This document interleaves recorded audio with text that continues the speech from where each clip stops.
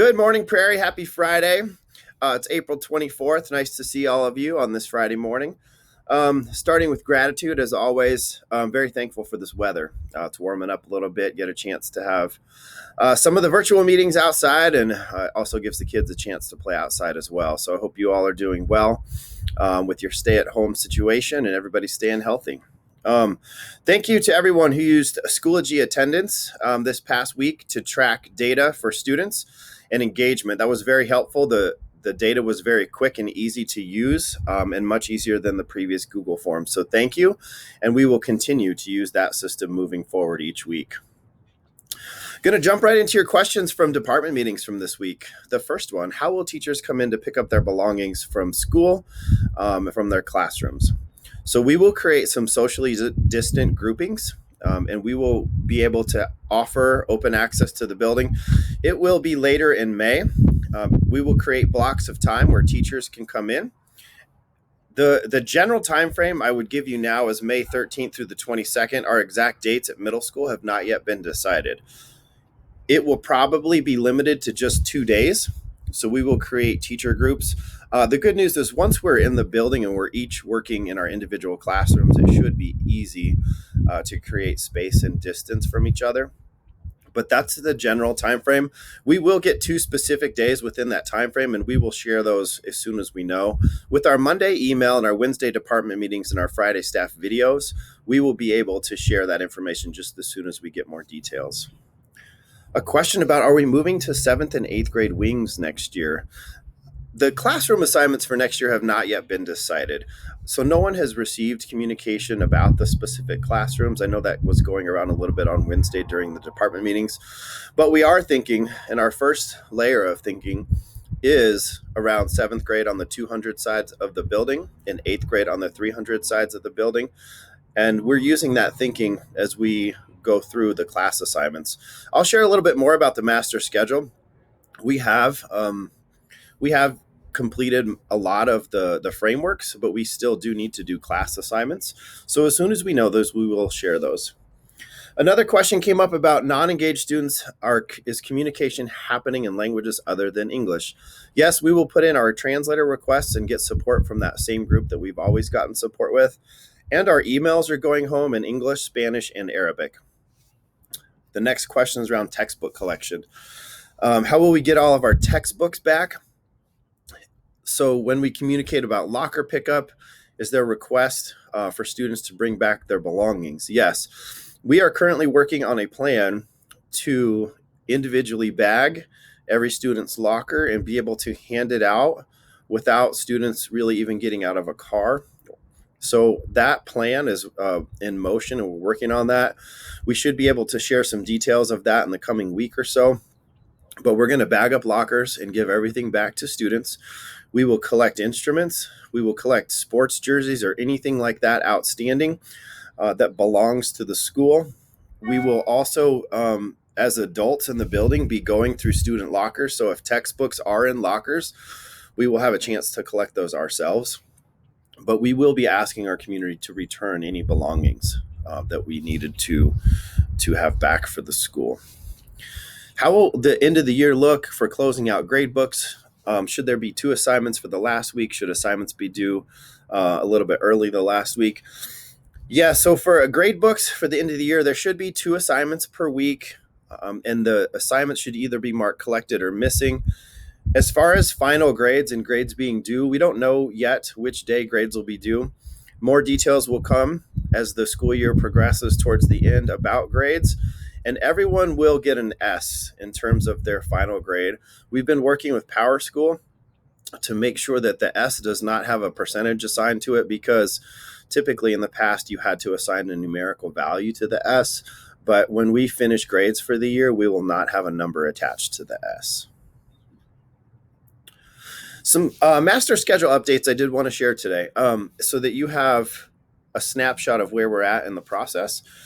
A lot of questions have come in about like which grade level is going to get which bell schedule and how that will work. So in our schedule for next year with the bell schedule changes that we've made, the plan times for the core grade level teachers will be the same. And electives, you will see the students that you've been seeing in the same order. So what that means on our current schedule, or the new schedule, is in sixth grade, you'll start with homeroom and two core classes. Lunch and advisory will come next, two more core classes, and then sixth graders will finish the day with electives. For seventh grade, start with homeroom and core one, and then move into advisory and lunch. Seventh grade will go to elective in the middle of the day and then finish the day with core classes. And then for eighth grade, they'll start with the homeroom and then go to elective classes, go to two core classes, then lunch and advisory, and then finish the day with two core classes. So in terms of the bell schedule assignments as they are from this year to next year, I say they're the same in the sense that your plan time at each grade level and the order in which elective teachers see students is the same. The main driving force behind the decision is really cross grade level teachers. We will have 8 teachers next year who are teaching either across grade levels in the same content area or in both core and electives. And that's one of the realities of some budget reductions.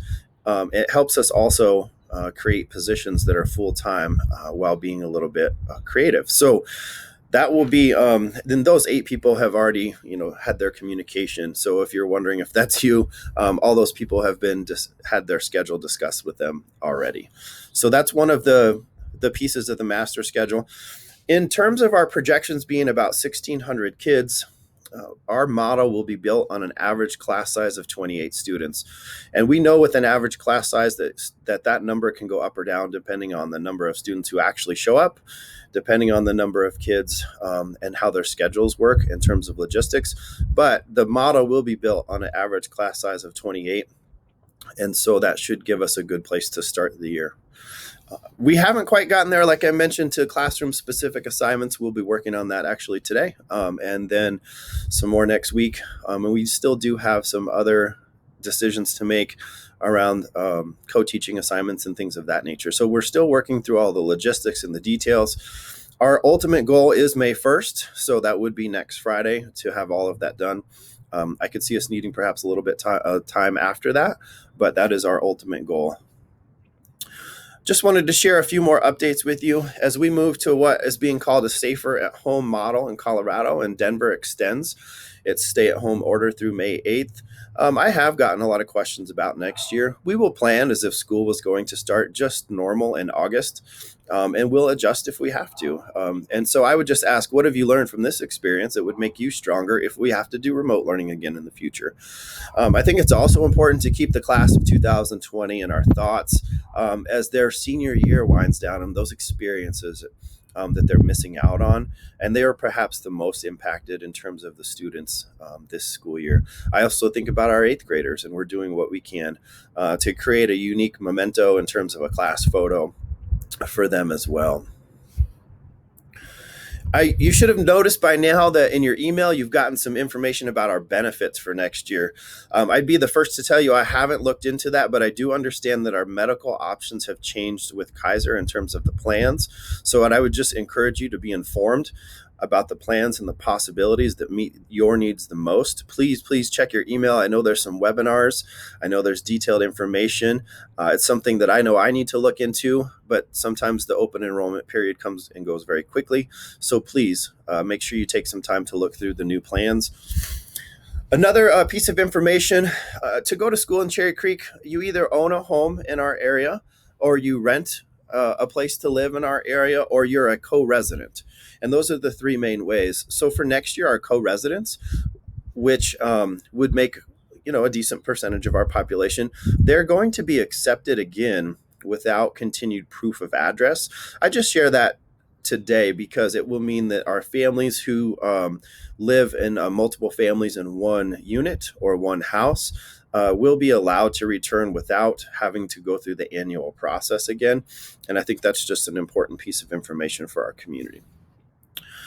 I would also encourage you on a global level to pay attention to the budgeting news that you see in the general media.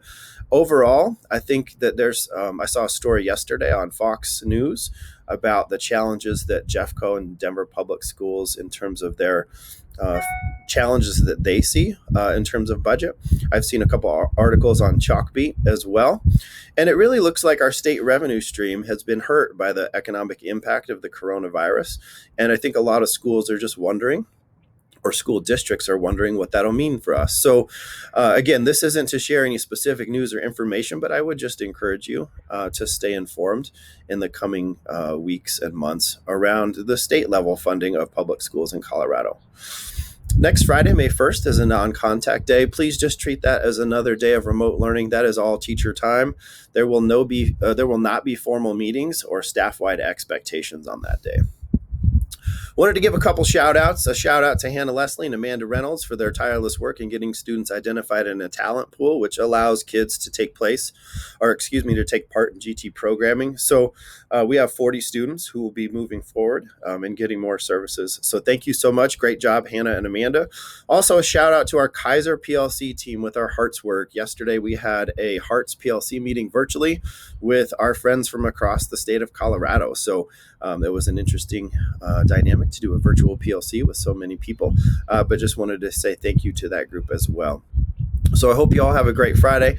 I hope we've had a chance to answer some questions, and have a great day and a great weekend.